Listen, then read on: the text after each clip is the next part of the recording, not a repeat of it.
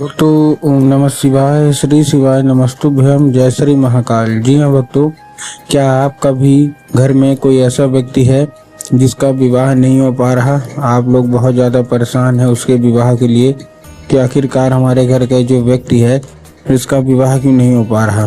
तो आपको परेशान होने की बिल्कुल भी आवश्यकता नहीं है, क्योंकि आज जो मैं आपको उपाय बताने वाला हूँ, अगर आपने इसको ध्यान से सुन के और अच्छे तरीके से कर लिया तो अवश्य रूप से आपके घर का जो कोई भी व्यक्ति है, जो कोई भी सदस्य है जिसका भी विवाह नहीं हो पा रहा, अवश्य रूप से उसका जो विवाह है वो होगा ही होगा।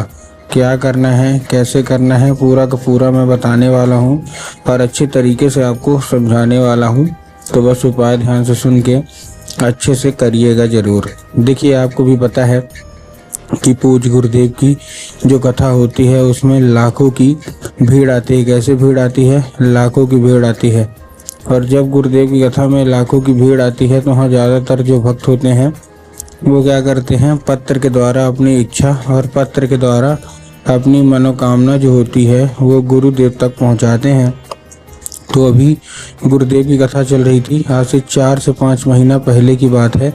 गुरुदेव की कथा चल रही थी और गुरुदेव की कथा में लाखों की भीड़ आई। अब जब गुरुदेव की कथा में लाखों की भीड़ आई तो वहाँ ज़्यादातर जो भक्त थे उन्होंने क्या किया, पत्र के द्वारा अपनी इच्छा और मनोकामना जो थी ना वो गुरुदेव तक पहुँचाई। अब जैसे ही गुरुदेव के पास पत्र पहुँचा और गुरुदेव ने पत्र पढ़ा तो वहाँ गुरुदेव ने ये देखा कि ज़्यादातर जो भक्त हैं उनकी क्या है, मनोकामना सिंपल सा है कि गुरुदेव, हमारे घर का एक व्यक्ति है इसका विवाह नहीं हो पा रहा, हम बहुत ज़्यादा परेशान हैं इसके विवाह के लिए, कृपया करके कोई उपाय बता दें ताकि इस व्यक्ति का जो विवाह है वो हो जाए।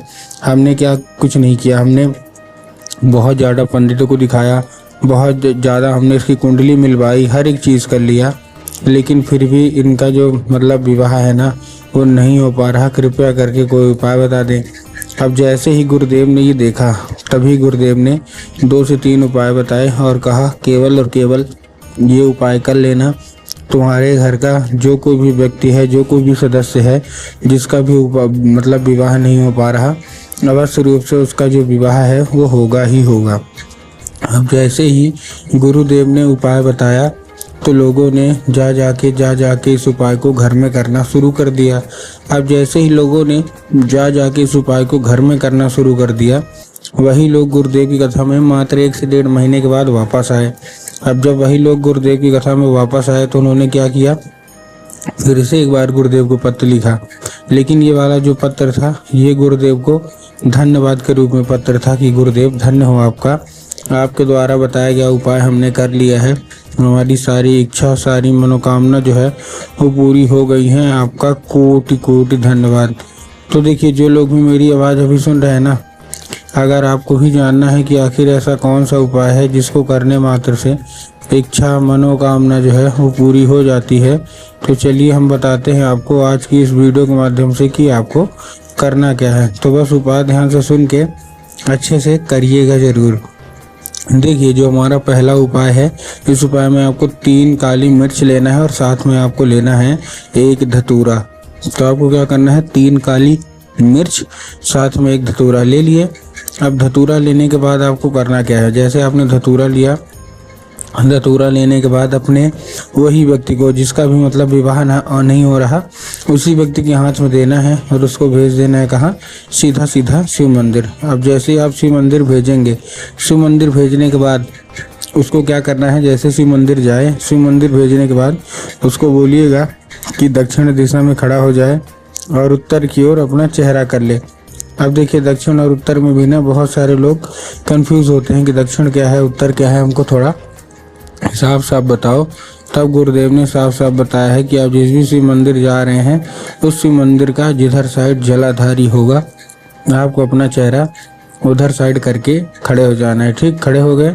खड़े होने के बाद आपको क्या करना है, एक नाम लेके, कौन सा, महादेव का बहुत ही सुंदर सा नाम है श्रम्भेश्वर महादेव। तो आपको एक नाम लेना है श्रम्भेश्वर महादेव और उन्हीं का नाम का स्मरण करके आपको क्या करना है, आपको चुपचाप से अर्पित कर देना है बस। पूज गुरुदेव कहते हैं कि अगर आपने ऐसा कर लिया तो अवश्य रूप से सारी इच्छा सारी मनोकामना जो है वो पूरी होगी ही होगी। ठीक, ये तो था हमारा कौन सा, ये हमारा था पहला, हमारा सबसे पहला उपाय। अब हम चलते हैं अपने दूसरे उपाय की ओर। ठीक, अब दूसरे उपाय में आपको करना क्या है, दूसरे उपाय में सबसे सिंपल सा आपको लेना क्या है, थोड़ा सा लाल चंदन। और लाल चंदन लेने के बाद आपको और क्या करना है, जैसे आपने लाल चंदन लिया, लाल चंदन लेने के बाद आपको पहुंच जाना है सीधा सीधा शिव मंदिर।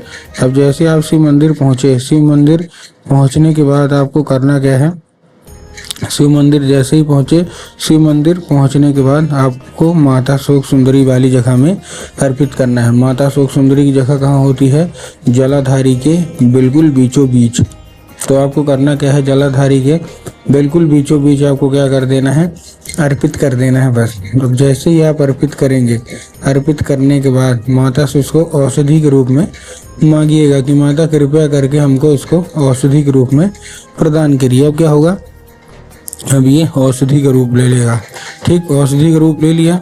अब 5 मिनट तक आपको खड़े रहना है, और 5 मिनट तक खड़े रहने के बाद आपको चुपचाप क्या कर देना है, औषधि के रूप में जैसे लिए, आपको 5 मिनट खड़े रहने के बाद जहाँ आप लोगों ने लगाया है वहीं पास आपको क्या करना है, फिर से टच करना है और वो उंगली लेके आ जाना है घर। अब जैसे आप लोग घर आएंगे, घर आने के बाद जहाँ आप लोग सोते हैं और जिधर साइड सर करके सोते हैं उधर साइड की जो दीवार होगी उसी दीवार में आपको लगा देना है। पूज्य गुरुदेव कहते हैं कि अगर आपने ऐसा किया तो अवश्य रूप से इच्छा मनोकामना जो है वो पूरी होगी ही होगी और विवाह पक्का होगा ही होगा।